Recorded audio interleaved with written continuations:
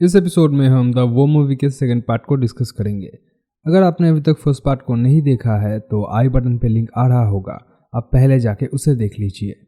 अब यहाँ से स्टोरी कंटिन्यू होती है। वुलन अब नीता को कॉल करती है लेकिन कोई फ़ोन नहीं उठाता क्योंकि हमें तो ऑलरेडी पता है कि नीता मर चुकी है। अब यह एंट्री लेता है वर्गस, जो कि ईवा और अगस का बेटा था। पर वर्गस को देखकर वो दोनों काफ़ी शॉक हो जाते हैं। अब वर्गस यहाँ हमें एक चिल केयरफ्री टाइप का लड़का दिखता है जिसने अपनी जॉब छोड़ दी थी। उसके आने से ईवा और अगस बिल्कुल भी खुश नहीं थे, जो कि काफ़ी वियर्ड बात थी। खैर, यहाँ आने के बाद वर्गस वुलन को देखता है तो वो ईवा से ये पूछता है कि कौन है ये लड़की, जिसका ईवा उसे कोई क्लियर आंसर नहीं दे पाती। जाहिर सी बात है, अचानक पूछोगे तो कैसे बताएगी। दूसरे साइड में हम वुलन को देखते हैं जो कि इस घर से भागने की तैयारी में थी, लेकिन उसके पास कोई पैसे नहीं थे तो वो इस घर से निकल नहीं पाती। वुलन वर्गस के रूम में पैसा ढूंढती है पर वहाँ भी उसे कुछ नहीं मिलता। तभी हम रूम में ईवा और वर्गस को आते हुए देखते हैं और वुलन क्लोजेट में छुप जाती है। वर्गस फिर से ईवा से ये पूछता है कि कौन है ये लड़की, जहाँ पे ईवा उसे बताती है वुलन उनकी एक दूर की रिश्तेदार की बेटी है जिसका कोई नहीं है, लेकिन हमें तो कुछ और ही पता है। अब वर्गस से हमें ये पता चलता है कि वुलन उनके पहले वाली हेल्पर की तरह है जो कि प्रेग्नेंट थी। इसका मतलब इस घर में वुलन से पहले भी कोई प्रेग्नेंट लेडी रह चुकी है। खैर, वुलन अब क्लोजेट से निकलती है लेकिन वर्गस उसे देख लेता है। वर्गस उससे ये पूछता है कि वो इस क्लोजेट में क्या कर रही थी। इस पे वुलन उसे बताती है कि जो जो चीजें उसने इस घर में देखी है और सुनी है उसके बाद वो इस घर में एक पल नहीं रह सकती। वुलन उसको ये भी बताता है कि उसकी माँ ने उसे झूठ बोला है कि वुलन उनकी कोई रिश्तेदार है। अब वर्गस सोच में पड़ जाता है कि क्यों ईवा ने उसे झूठ बोला एंड इसका पता उसे खुद ही लगाना पड़ेगा। नेक्स्ट सीन में हम ईवा और अगस को एक साथ देखते हैं और ईवा काफी परेशान लग रही थी वहाँ पे। क्या होगा अगर वर्गस को सब पता चल गया तो? ईवा अगस से बोलता है। उसके रिप्लाई में अगस कहता है कि वो हमेशा ये सच नहीं छुपा सकते वर्गस से, कभी ना कभी उसे पता चल ही जाएगा।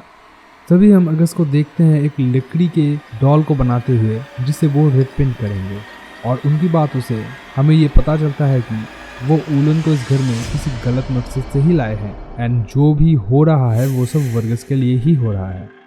खैर, अब अगली सुबह हम वुलन को ईवा के साथ देखते हैं जहाँ वुलन ईवा से कुछ बात करती है। वुलन का कहना था कि ईवा ने उसे जो मदद करी है उसके लिए वो उनके आभारी है, लेकिन वुलन अपने बच्चे को खुद ही बड़ा करना चाहती है, जिसपे ईवा कहती है कि कोई बात नहीं, मैं तुम्हारे इस डिसीजन को रिस्पेक्ट करती हूँ। लेकिन ये सब एक झूठ था। उसके अगले ही पल हम देखते हैं कि ईवा वुलन को हिप्नोटाइज कर देती है और उसके मन से ये बच्चा ना देने वाली बात निकाल देती है। यानी इन लोगों को इस तरह की चीजें भी आती थी। काफी डेंजरस लोग हैं यार। खैर, वर्गस ये समझ चुका था कि उसके पेरेंट्स उससे कुछ छुपा रहे थे।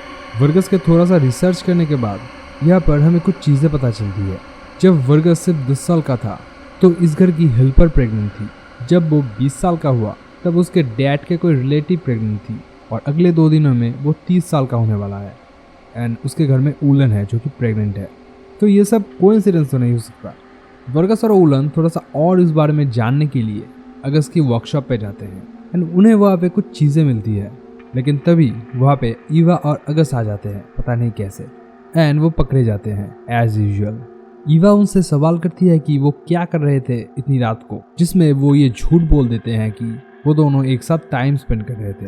एंड इसे सुनने के बाद ईवा और भी परेशान हो जाती है। अब नेक्स्ट सीन में हम देखते हैं कि वर्गस को उस वर्कशॉप से एक किताब मिली थी जो कि एक पुराने रिचुअल की किताब थी, और वुलन को एक कार्ड मिली थी जिसमें एक प्रेग्नेंट लेडी के डिटेल्स थे, और वो लेडी वही थी जिसको वुलन ने अपने ड्रीम्स में देखे थे। वर्गस को कुछ और चीज़ें पता चलती है जिससे उसके होश उड़ जाते हैं। अब वर्गस वुलन को लेकर इस घर से भागने लगता है। वो कार से जाने की कोशिश करते हैं लेकिन कार स्टार्ट नहीं होती, और जिसकी आवाज़ से ईवा और अगस जाग जाते हैं। मतलब बहुत बढ़िया।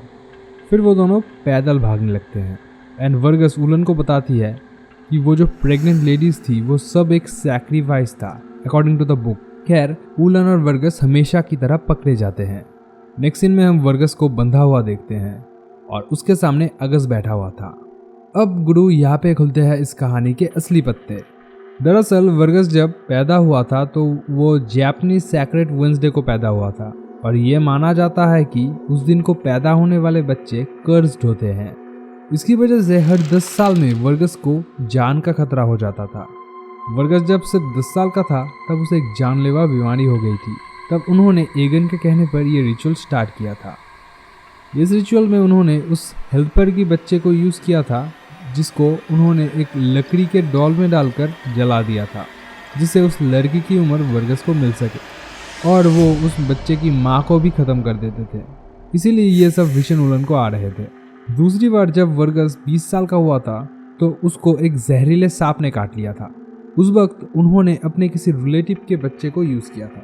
अब ये सब सुन के वर्गस बहुत ज़्यादा गुस्सा हो जाता है, लेकिन इवा उसे बेहोश कर देती है। नेक्स्ट सीन में हम देखते हैं कि रिचुअल स्टार्ट हो चुका था, जहाँ पे उलन की डिलीवरी हो जाती है। एंड तभी वहाँ पे हमारा हीरो एंट्री लेता है जो कि वर्गस था, और सबको धमकी देता है कि अगर उन्होंने उलन को और उस बच्चे को नहीं छोड़ा तो वो खुद को ही खत्म कर देगा। मतलब ईवा और अगस जो कर रहे थे वो सब कुछ वर्गस के लिए ही था। अब वर्गस ही मर गया तो इस सब का क्या फायदा। तो वर्गस उन दोनों को लेकर वहाँ से जाने लगता है। तब एगन उसको रोकने की कोशिश करता है, जिससे वर्गस उसे मार डालता है। फिर वो कार में बैठते हैं जहाँ अगस उस बच्चे को मारने आता है और कार से हिट होकर मर जाता है। अब अगली सुबह हम देखते हैं कि वो एक रोड के साइड पे खड़े हैं एंड वर्गस 30 साल का हो चुका था विदाउट एनी प्रॉब्लम। अब वर्गस ये सब चीज़ों को सुपरस्टिशन मान रहा था, लेकिन क्या ये सच में सिर्फ सुपरस्टिशन था? अब वर्गस उलन से कुछ बातें करते हुए कार से निकलता है एंड तभी हम देखते हैं एक ट्रक आता है और वर्गस को कुचल के चला जाता है, जिससे वर्गस की स्पॉट डेट हो जाती है। तो यहाँ पे हमें यह समझ आता है कि ये जो रिचुअल्स थे वो सब असली थे। अब आगे हम उलन को देखते हैं जो कि अपने बच्चे को बचाने के लिए ये रिचुअल करती है और किसी लेडी को मार के उसका बच्चा भी निकालते हुए देखते हैं हम उसे, क्योंकि उसका बच्चा भी तो उस वेडनेसडे को ही पैदा हुआ था, जिसे अनलकी माना जाता है। इसी के साथ ये मूवी यहीं पे ख़त्म हो जाती है। तो दोस्तों, ये थी वो मूवी की कहानी जिसे हमने 2 पार्ट में आपसे डिस्कस किया। उम्मीद करता हूँ कि आपको ये इंडोनेशिया सुपरनैचुरल हॉरर मूवी पसंद आई होगी। ये मूवी वहाँ के ही एक फोकलोर पे बेस्ड है। इस मूवी को मैंने सिंपल तरीके से एक्सप्लेन करने की कोशिश की है। Thank you for watching.